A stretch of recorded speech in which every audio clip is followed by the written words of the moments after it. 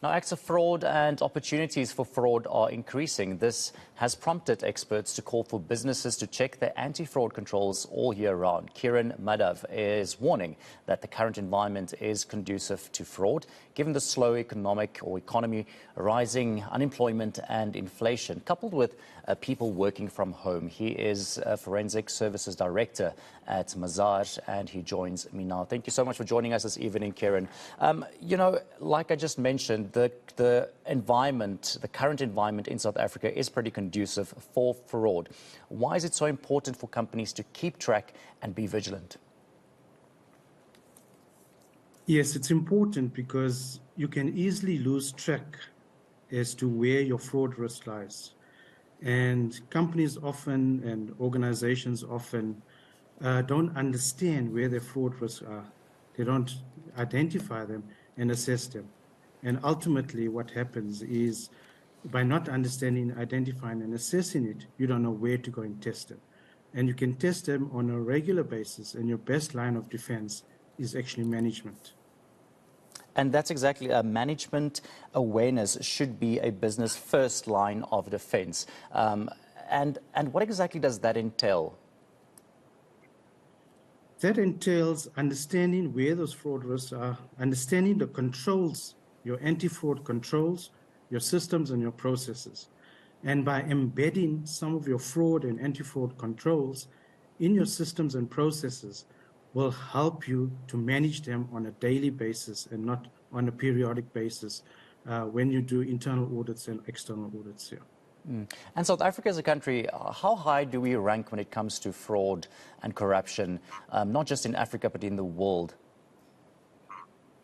Well, we're fairly high. I think we're somewhere in the middle, but on the lower scale of fraud and corruption. And the Corruption Perception Index rates us almost like 50 or 60 in the world out of 100 and what countries. And I guess we don't fare very well. I understand that that is a perception index, but perception could be as good as the truth. Yeah. Exactly. When we talk about some amendments to anti-corruption laws, is this needed in the country to fight this? I would say first and foremost, I think the laws are there. They're quite strong. Your Prevention and Combating of Corrupt Activities Act is quite a strong act. What it does focus on predominantly is criminalizing acts of corruption and of fraud and corruption. What is lacking, and there is a very small piece of that in the Companies Act, is the corporate liability. So imposing sanctions and penalties on corporates should they not adhere to proper controls or proportionate controls in combating fraud and corruption. I think that is something that needs a bit of attention. I think there should be better, more punitive measures being implemented to address that. And would you also say that, employees should be aware when it comes to dealing with fraud? And should there be some sort of training, perhaps, at these different businesses to make their employees more aware of what the situation is and how they can protect themselves from being subjected to fraud? Yes. So one of the pillars of an anti-fraud framework is training and awareness. So making your staff and your employees aware of the fraud risk, some of the typical red flags and the indicators of fraud is of paramount importance. Having that in place will ensure that our employees understand the fraud risk, they understand the implications and the repercussions of committing fraudulent acts, and ensure that, and in the process, hopefully make it a more conducive environment where it is subject to less fraud or even no fraud at all. Have you seen an increase in fraudulent activity, especially now that a lot of people are working from home? Has that been a contributing factor? It is. I suppose when individuals are away from the office, I think the biggest sort of risk is productivity. Are employees working? Are they watching some sort of TV program, or or actually engage in their own personal activities. That's the one thing. Are they stealing time from an employer? That's the first risk. And the second one is out of mind and out of sight, means that the employees can do what they want to. They cannot be seen glued to the screen. No one can actually monitor what they're doing unless it's electronically or online. And things could slip by the way, in the sense that those fraud controls or anti-fraud controls may not be monitored to a certain extent.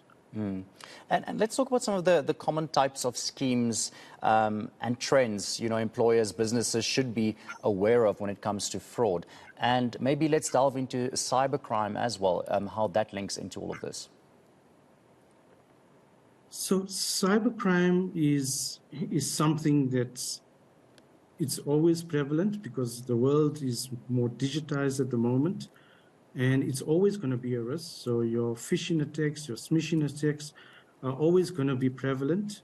Awareness around that is of importance, where employees and staff members are not subject to sort of fake emails or clicking on links that may take them to sort of sites where it has malware and starts login information about personal information and login information, and fraudsters actually get access to your system.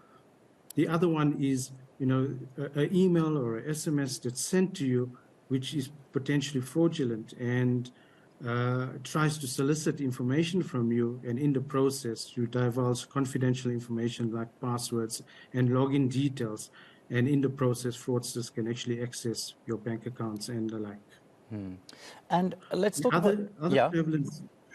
Sorry, and the other prevalent schemes would be around your payments. So, check and payment tampering, according to the ACFE report to the nations of 2022, was one of the high risk and the high medium type of frauds that were taking place, and more that is becoming prevalent. Should those controls not be in place there?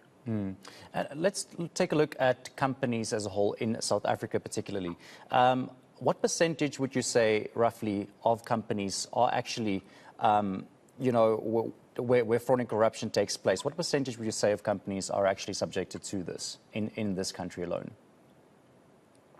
Very difficult to say, but I would say, out of a survey, I would say there's a fair number of companies that would be, and I can't pinpoint exactly what percentage of it, because fraud by its nature actually varies. Today you could be a totally fraud-free environment, but tomorrow there's certain pressures and opportunities and rationalizations that appear, and suddenly fraud becomes a little bit more prevalent in your environment. So it's difficult to say what percentage. I don't think we can pinpoint what percentage of companies experience fraud. And Keeran, very lastly, there's been a lot of talk, about South Africans, having taken on this culture of corruption. Would you say that is something that we as a country really need to start looking at and start combating? Yes, I think, instead of it becoming a way of life and a culture of corruption, I think we need to become a society that rids itself and mitigates the risk of corruption.